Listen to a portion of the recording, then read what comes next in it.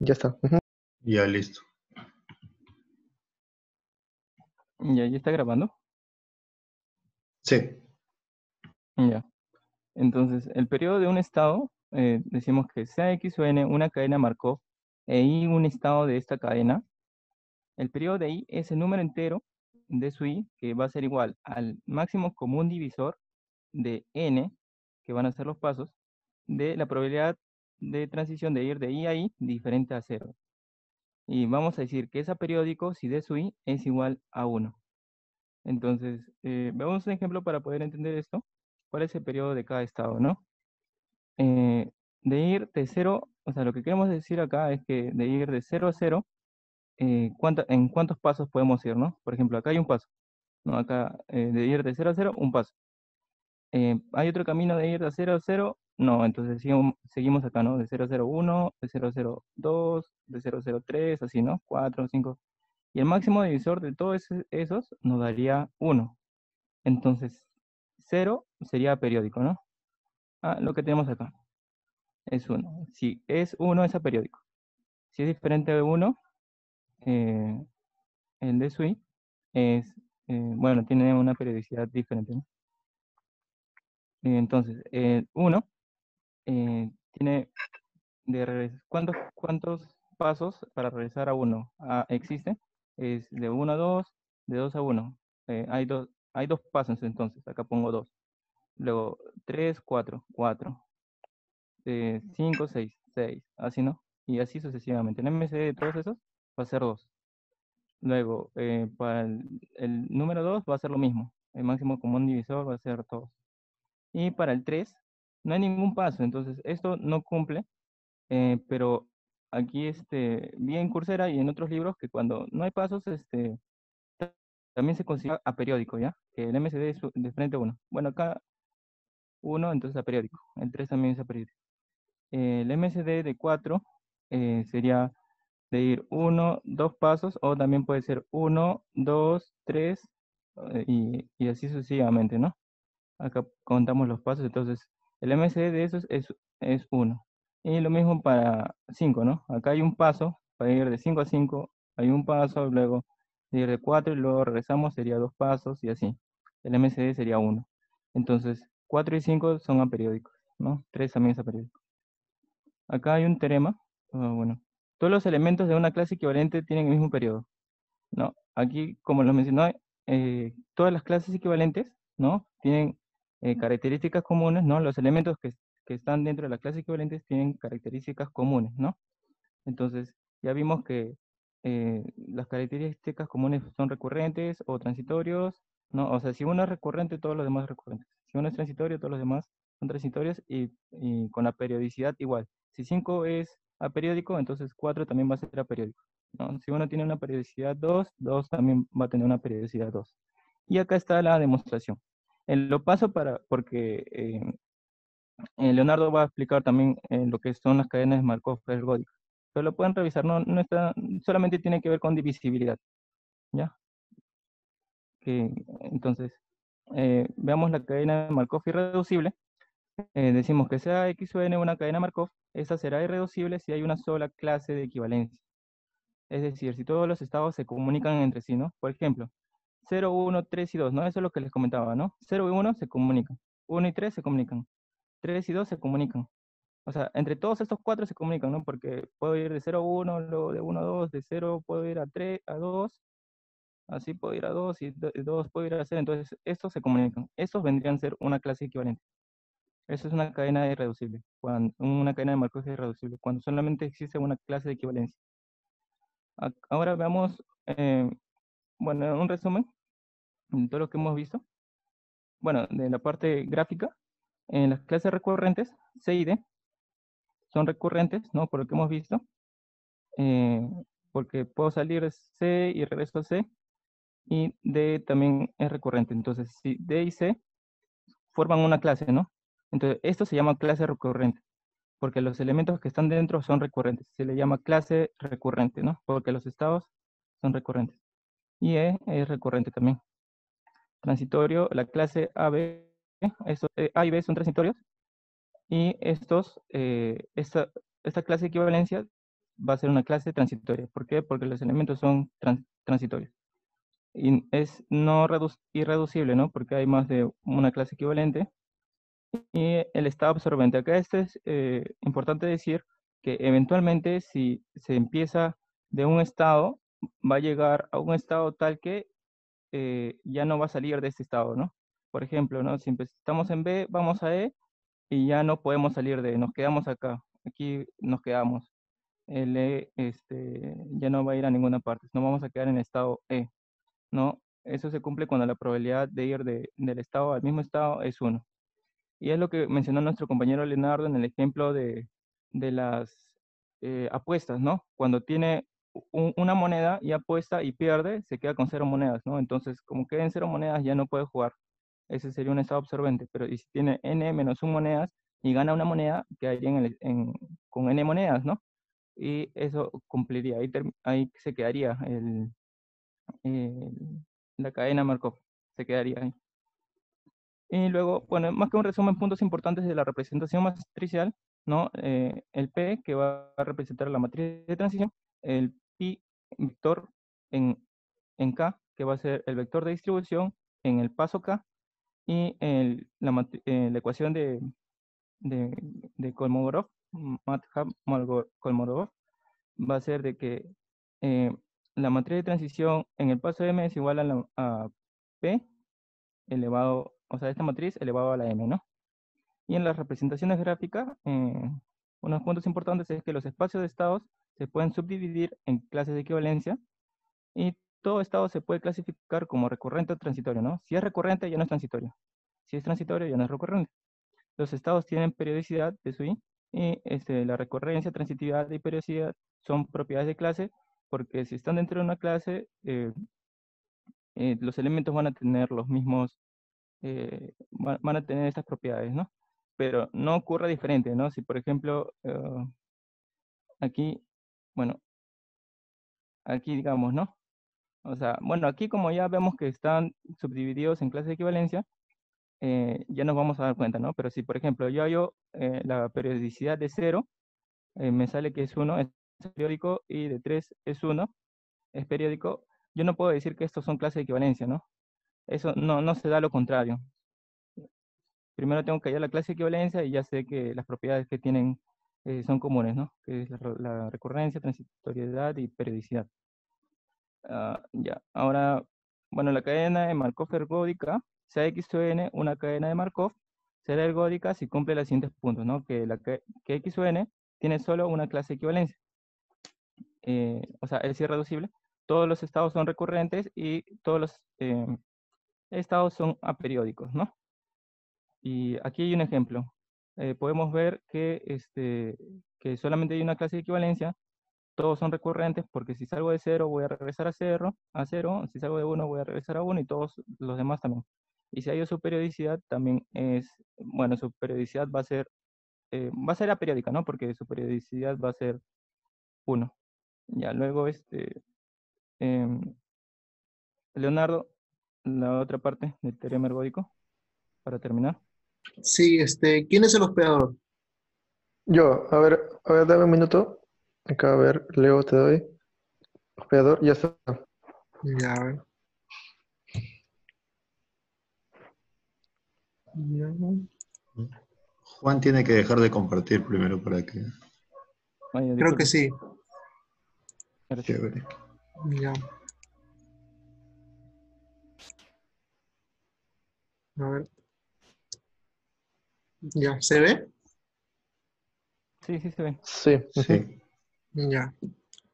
Bueno, vamos a pasar a ver el teorema ergódico. Entonces, como lo definió mi compañero, una cadena ergódica es aquella que es aperiódica, que es recurrente, y en todas sus clases, ¿no? Es recurrente, y que va a cumplir con la siguiente, en el siguiente enunciado, pues, ¿no? Si esta es la matriz de transición de n pasos, o sea, el P superíndice M, que está formado por todos estos elementos, entonces para cualquier par de estados va a existir un elemento o un número al cual le vamos a llamar pi sub j asterisco, tal que este pi sub j asterisco va a ser igual al límite cuando el m tiene infinito de p sub i jm. O sea, esto significa que cuando el tiempo es lo suficientemente grande, esta probabilidad, este tipo de probabilidad en el tiempo m o en m pasos, perdón, va a converger a un único número que va a ser pi sub j asterisco. O sea, solamente va a depender del índice j, ¿no? O sea, del estado futuro en el que se va a encontrar, ¿no? Donde la sumatoria de todos estos pi sub j asterisco viene a ser igual a 1. ¿No? Y ahora vamos a ver la prueba, ¿no? Entonces, vamos a definir primero, aquí, perdón, acá hay un error de notación. Aquí es n sub ij, perdón. Aquí. Entonces, esto denota el número de veces que la cadena pasa por el estado j hasta el tiempo m, partiendo del estado i, ¿no? Entonces vamos a definir aquí el n mayúscula sub ij, paréntesis m, como la sumatoria de funciones indicadoras donde me deben cumplir esto, ¿no? O sea, esta función indicadora me dice que si en el tiempo k se está en el estado j, pues la función indicadora va a valer 1. De lo contrario, vale 0, ¿no? Por eso es que esto de acá, que el n sub ij paréntesis m es el número de veces que la cadena pasa por el estado j hasta el tiempo m partiendo del estado i. Entonces, primero vamos a demostrar que el límite de m cuando tiende a infinito de n sub ij, paréntesis m sobre m, es igual a pi sub j asterisco. Ya. Entonces, para eso vamos a definir un tau sub ij, que va a ser el tiempo mínimo en el cual la cadena se va a encontrar en el tiempo j. Eso es lo que quiere decir esto de acá. El primer tiempo en donde la cadena se va a encontrar en el tiempo j. Entonces, cuando, obviamente, en el tiempo inicial se estuvo en el estado i, ¿no? En el tiempo de origen. Bueno, entonces vamos a ver, tiene algunas propiedades este tau sub ij, ¿no? Por ejemplo, la probabilidad de este tau sub ij, la probabilidad de que sea finito, es 1. Y es cierto, ¿por qué? Porque debido a la recurrencia, si se sale del estado j, del estado i, perdón, y se va a cualquier otro estado, va a tener que sí o sí llegar a un estado j, ¿no? Por lo tanto es finito el tiempo. Luego vamos a definir un n que pertenece a este conjunto, 1, 2, así hasta más infinito discretamente, de tal manera que vamos a poner en el argumento de n sub ij al tau sub ij más este n.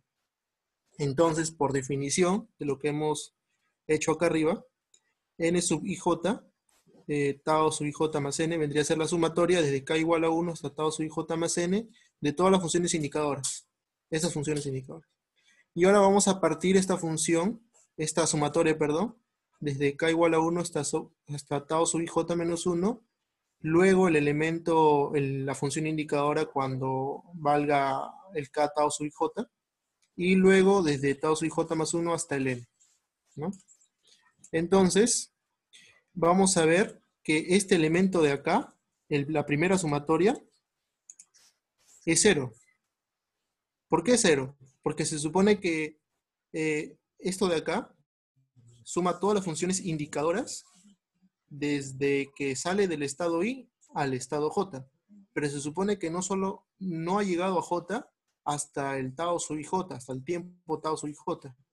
O sea que acá todas las funciones indicadoras van a ser 0. Entonces van a ser una suma de ceros. Entonces todo esto es 0. Luego esta función es la función indicadora en el momento tau sub ij. Y en el momento tau sub ij sí estuvo en el estado j. O sea, sí ha estado en el estado j. Por lo tanto, esto de acá vale 1. Y ahora, ¿por qué esta tercera sumatoria vale n sub jj paréntesis n? ¿Por qué? Porque se supone que ya se salió del estado j, ¿cierto? Entonces, si se salió del estado j, está partiendo de j. ¿Para qué? Para que llegue de nuevo a j. Porque esa es la definición de n sub ij. Entonces, todas esas funciones indicadoras van a valer n sub jj paréntesis n, ¿no? Entonces, será similar hallar el límite de n sub ij m entre m, ¿no? Eso es lo que queremos hallar. Entonces, el límite cuando n tiene infinito, valdría esto de acá, ¿no? 1 sobre n más tau sub ij, n sub ij, paréntesis n más tau sub ij. ¿Por qué? Porque hemos hecho simplemente un cambio de variable. A m le hemos puesto n más tau sub ij, ¿no? Entonces se cumpliría esto, ¿no? Pero por lo que hemos visto en la página anterior, todo esto de acá es equivalente a 1 más njj paréntesis n. Y todo esto dividido entre n más tau sub ij, ¿no? Ahora separamos estos límites. Cuando n tiene infinito, este primer límite es 0. Y el segundo límite, en el segundo límite, perdón, vamos a hacer un artificio. Vamos a multiplicar por n y dividir entre n, ¿no? Al hacer esto, los límites se van para el primer producto, el límite, perdón, se va para el primer producto y el segundo factor, perdón. Primer factor, segundo factor. Entonces, en el segundo factor, el límite es 1, porque n tiene infinito, y me vendría a quedar solamente el límite cuando n tiene infinito de n sub jj n entre n, o sea, del número de pasos, el número, perdón, de veces que se pasó por j, partiendo de j en n tiempos, ¿no? Ahora, luego vamos a definir a y sub paréntesis k como el número de pasos que transcurren entre la visita k-1 y la visita k al estado j. Entonces, vemos que los y sub 1, y sub 2 y así sucesivamente son variables aleatorias independientes. Y eso es cierto, ¿no? Porque el número de pasos no depende del tiempo en el que se encuentre, ¿no? Es independiente. Entonces, a estas variables le vamos a denominar una esperanza finita a la cual le vamos a llamar mu sub j. Y este mu sub j va a ser mayor o igual que 1. Y eso es cierto, ¿no? Porque para llegar desde un estado, del estado j al estado j, como mínimo se debe tener un paso. Como mínimo se debe tener un paso. Luego vamos a hacer esto de acá, esta desigualdad de acá.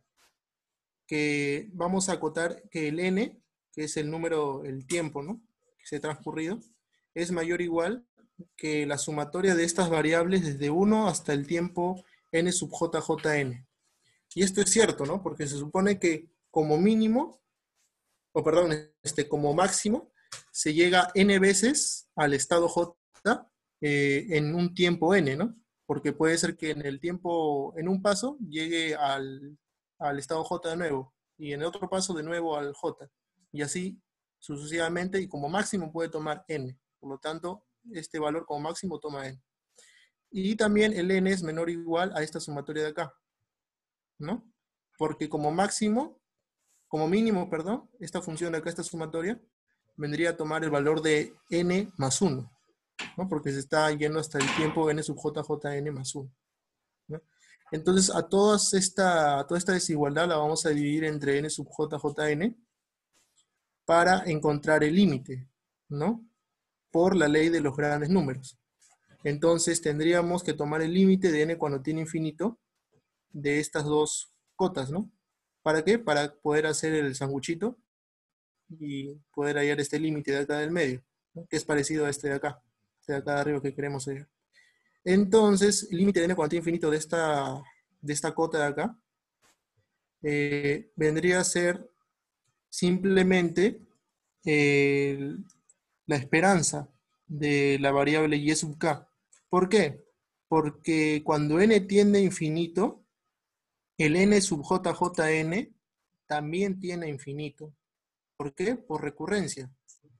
Porque si el número de pasos tiene infinito, el número de veces que pasa el estado, que se pasa, perdón, del estado j al estado j en n tiempos, también va a ser infinito, porque sí o sí va a pasar por j, por ser recurrente esta cadena.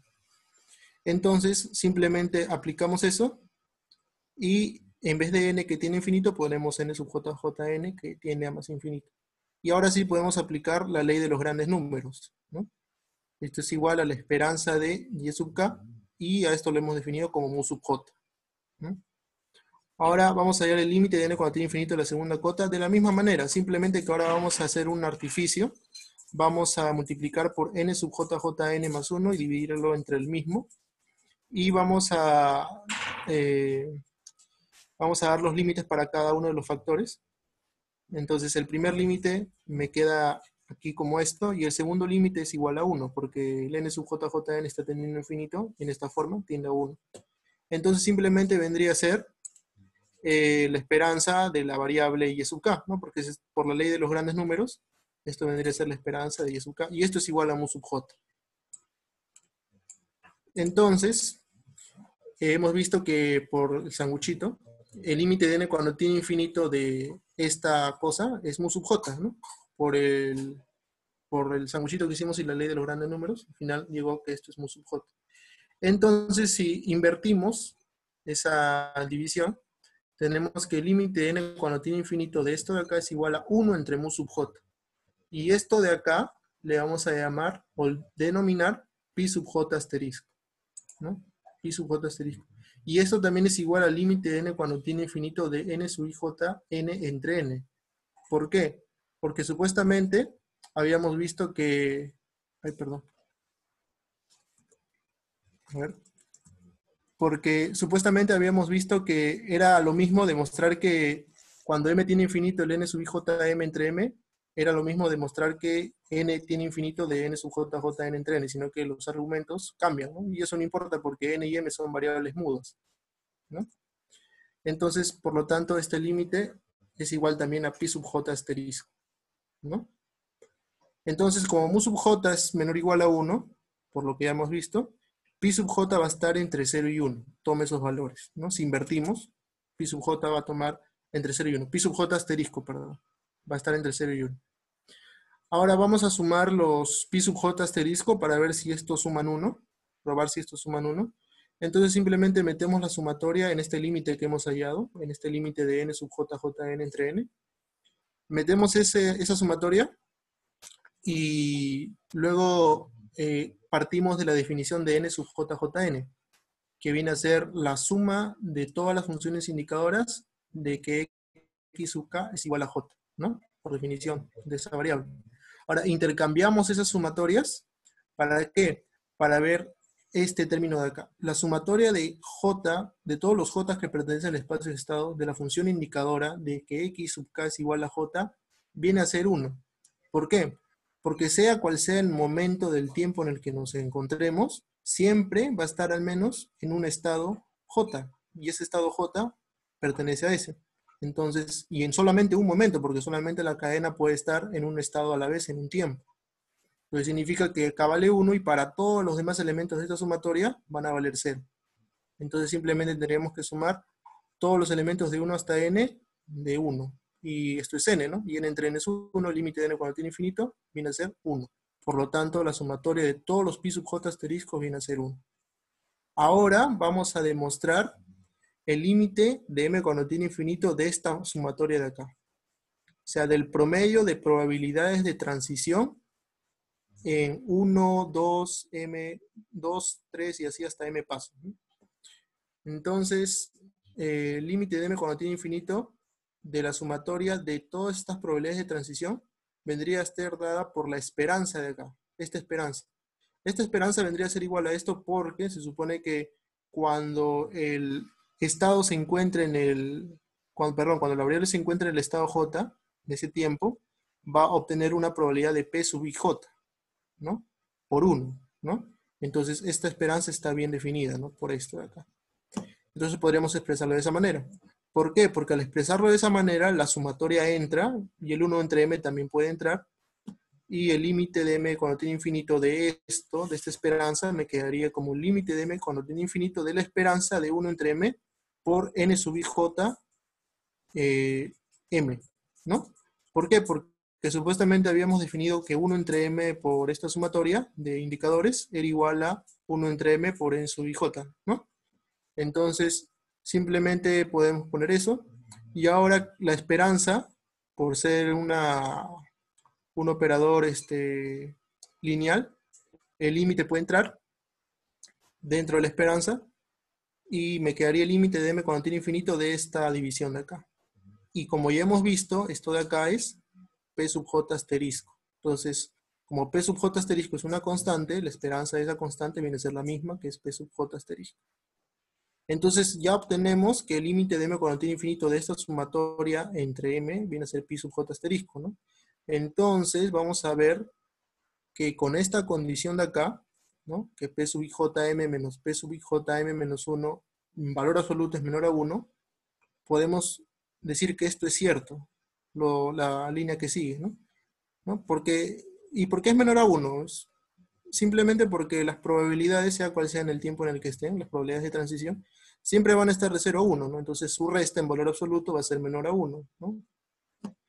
Entonces, vamos a tener que recorrer este teorema de acá para seguir. Sabemos que si existe un número L, tal que ese número L es el límite de M cuando tiene infinito de un promedio, ¿no? De un promedio de sucesiones, ¿no? Entonces el límite de M cuando tiene infinito de la forma de la sucesión también tiende a L. Entonces usando eso ya prácticamente hemos terminado de demostrar. Porque por lo tanto el límite de M cuando tiene infinito de P sub IJ M también es P sub J asterisco. Tal que P sub J asterisco está entre 0 y 1 y la suma de todos ellos es 1. Y por lo tanto ya está demostrado el teorema ergódico. Ahora con esto vamos a pasar a un corolario, ¿no? Este corolario es cuando ese es finito.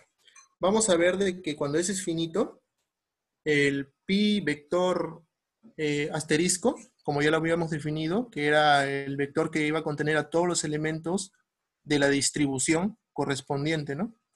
Es la distribución estacionaria de x sub n. O sea, ¿qué quiere decir eso? Que si multiplicamos al vector distribución pi flecha asterisco por la matriz de transición en un paso, esto nos debe botar como respuesta también el pi flecha asterisco, ¿no? Bueno, esto pasa cuando S es finito, pero ¿qué pasa cuando S es infinito? Cuando S es infinito, podríamos tener dos casos. Un caso en el que la distribución estacionaria no exista, y en el caso que haya infinitas distribuciones estacionarias, ¿no? En este caso, como la cadena es ergódica, podríamos tener solo dos casos, que la distribución estacionaria sea única, o que la distribución estacionaria, o perdón, que haya un montón de distribuciones estacionarias. Entonces, como este espacio es finito, solamente va a haber una distribución estacionaria. Pero si el espacio S fuera infinito, ahí hubiera un montón de espacios, perdón, un montón de distribuciones estacionarias. Y si esta cadena no fuera ergódica, no podría haber distribución estacionaria. Entonces hay tres tipos de casos, ¿no? Que no haya distribución, o que haya un montón de distribuciones, o que haya una única distribución. Me quedan 10 minutos. ¿Sigo o creamos otra reunión? ¿Cuánto Esta, queda ahí? esta parte es corta, Quedan 3 Leonardo. láminas. Sí, es corta, porque con eso voy al ejemplo y ahí termino. Ya vamos, lo terminamos rápido. Si gustas, obvio unas partes para yo también dar los comentarios y cerrar, ¿no? Y no abrir otra sesión. Ya. Entonces, vamos a demostrar estos dos puntos, estos dos corolarios, y la prueba es sencilla, ¿no? Simplemente vamos a tomar como cierta lo del teorema ergódico. Estos elementos de acá son los elementos del producto de estas dos matrices, ¿no? Y si reemplazamos el pi sub j asterisco como este límite, como lo hemos visto, y sacamos ese límite, vamos a tener esta sumatoria de este producto. Y este producto en sumatoria viene a ser el elemento del producto de las dos matrices de transición en m pasos y de transición en un paso, ¿no? Y por lo tanto esto de acá, este límite viene a ser igual al producto de estas dos matrices, del vector por esta matriz, ¿no? Y P en m pasos por P viene a ser P en m más un pasos, ¿no? Entonces tendríamos que el límite de m cuando tiene infinito de P en m más un pasos.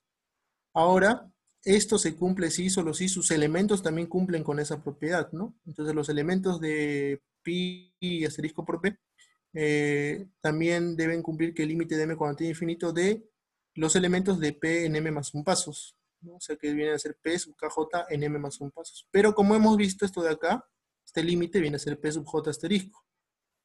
Ahí entonces decimos que los elementos del producto de estas dos matrices vienen a ser también p sub j asterisco. Entonces, si se cumple eso, el vector asterisco viene a ser igual al producto del vector asterisco por P, ¿no? Entonces queda demostrado eso, ¿no? Ahora vamos a demostrar el segundo corolario, que viene a ser el límite de m cuando tiene infinito de la distribución en el tiempo m. O sea, mientras el tiempo es suficientemente grande, la distribución va a converger a la distribución estacionaria. Y simplemente es lo mismo que hacer que al inicio, ¿no? Reemplazamos este pi sub j m por su equivalente, que es el producto de ese vector por esa matriz de transición en m pasos, y nos vamos a sus elementos, que vienen a ser de esta forma. Entonces el límite entra de p sub k j m, y esto de acá es pi sub j asterisco. Pi sub j asterisco es constante respecto a esa sumatoria, sale, y sumaríamos todos los índices k que pertenecen a ese de esto de acá. Y esto viene a ser pues 1, pues, ¿no? Porque estamos sumando todos los elementos de la distribución en el momento 0, ¿no? Y esto es 1. Por lo tanto nos quedaría pi sub j asterisco y estaríamos demostrando el segundo corolario. Ahora vamos a ir a un ejemplo. ¿Se acuerdan del ejemplo de los yogures? Entonces, ese ejemplo de los yogures es una cadena ergódica, ¿no? Puesto que en todos sus elementos la probabilidad es mayor a 0, y cuando se hace el dibujo van a darse cuenta de que también es aperiódico, ¿no? Entonces, a largo plazo, la pregunta es ¿con qué probabilidad estas personas eligieron cada sabor? O sea, en un tiempo suficientemente grande, ¿con qué probabilidad vamos a saber que estas personas eligieron cada sabor? Entonces, como esta cadena es ergódica, solo basta con calcular una potencia lo suficientemente grande de la matriz de transición en un paso y extraer cualquier fila de ella. ¿Por qué extraemos cualquier fila de ella? Por lo ya demostrado antes, ¿no? Entonces, esta será el vector distribución estacionaria. Entonces, vamos a probar con m igual 100, ¿no? Si probamos con m igual 100 en el R, vamos a ver que justamente se cumple eso, ¿no? Miren, todas las filas tienen las mismas probabilidades, ¿no? Y el vector de distribución estacionaria vendría a ser cualquier fila que nosotros seleccionemos de ella, ¿no? Sería esta de acá. Entonces es cierto, ¿no? Con un tiempo suficientemente grande, esta cadena va a tener filas similares en probabilidad. Y esas filas son el vector de distribución estacionaria, ¿no? Pero la pregunta es, ¿en qué tiempo sabremos exactamente cuando la cadena va a tener este comportamiento? ¿No? ¿En qué tiempo? Entonces, ese tiempo lo hemos hallado mediante un código en R. Se lo voy a mostrar acá. Entonces, primero, hemos elaborado la función, ¿no? El tiempo mínimo. Hemos agarrado cualquier distribución inicial porque al final no importa. Y ahora vamos a, por ejemplo, encontrar el tiempo mínimo donde esta cadena empieza a comportarse así, ¿no? Entonces vamos a agarrar de la matriz de transición en un paso, la que hemos definido, y vamos a agarrarla con un cierto error, ¿no? Porque supuestamente esto converge y las filas no van a ser iguales estrictamente, sino van a tener un cierto error. Entonces vamos a ser un poco exactos y ponerle tal vez 5 decimales, ¿no? 5 decimales. A ver, en 5 decimales, ¿en qué tiempo se va a notar? Aquí nos dice el código que en el tiempo, en la semana 8, y el vector de distribución estacionaria vendría a ser esto, ¿no? Si quisiéramos ser más exactos, por ejemplo, decimos, a ver, con 20 decimales, ¿en qué tiempo ocurriría? Más o menos en la semana 34. Entonces, esto vendría a ser más seguro, ¿no? Que en la semana 34 el vector de distribución estacionaria vendría a ser de esta forma. Y si probamos con un error menor, ¿no? Un error de menos de 100 decimales, entonces vamos de que el tiempo seguiría siendo en la semana 34. Entonces ya más o menos nos damos cuenta en qué tiempo esta cadena se va a comportar de esta forma, ¿no? Y cuál es su vector de distribución estacionaria. Bueno, con esto acabamos la exposición y espero que les haya gustado. ¿Cuánto tiempo nos queda? Muchas gracias. Creo No que tengo son idea. 5 3 minutos, minutos, creo. Ya. 3 minutos 15 por ahí. Ya, perfecto. Mira, felicitaciones, Leonardo, Juan. La exposición, considero que ha estado bastante buena. De hecho, han recogido todo lo que he mencionado de las exposiciones anteriores. La verdad no me queda nada más que decir. Cuando las cosas están bien hechas, no hay nada más que hablar. Y si hay algo que criticar por ahí, sería por ahí de repente el tiempo que se han tomado, ¿no? Que ya son 2 horas y media, ¿no? Pero más que eso, eso no puedo decirlo, ¿no? O sea, la clase estaba interesante, estaba entendible, y un tema que creo que en realidad es bastante importante y a veces es complejo de entender para algunos, alguien que está llevando procesos estocásticos, lo han explicado de manera bastante didáctica y sencilla. O sea, todo lo que está en un curso, normalmente de mitad de curso, de un curso estocástico, pues se explica en unas 2 horas y media de manera bastante didáctica. Buen trabajo, espero que también los siguientes trabajos tomen la misma lógica. A esto me refería con tener ejemplos suficientes, pero sin perder el formalismo. Y esta expo, justamente de lo que hablaba en la mañana, esto es un ejemplo, digamos, de lo que estaba pidiendo, ¿no? Entonces, buen trabajo ahí. Felicitaciones a los dos, está muy bueno. Y bueno, entonces chicos, sigan el ejemplo de este tipo de exposiciones. Eso sí, te mandaste con la demostración del teorema ergódico, que si yo lo hubiera obviado por el tiempo, ¿no? Porque por lo general sí es un poquito denso demostrar el teorema ergódico, pero ha estado bastante bueno, o sea, ha estado bastante entendible. De hecho, las grabaciones han estado buenas, entiendo, y creo que estas expos, o sea, tanto las 4 partes que han habido se van a publicar, ¿no? Y de hecho cuando, bueno, sí, se van a publicar y vamos a ver las grabaciones. Si está todo ok, pues ya lo mandamos a la publicación. Bien, felicitaciones chicos. Entonces ya nos vemos para una siguiente clase. Vamos a ver los horarios. Entiendo que los sábados a las 7 tienen cruces y ya con Víctor ahí vamos a coordinar para ver un horario en común y nadie tenga ningún cruce de acuerdo al cronograma que nos pasaron, ¿ya? Buenas noches chicos, que tengan buen inicio.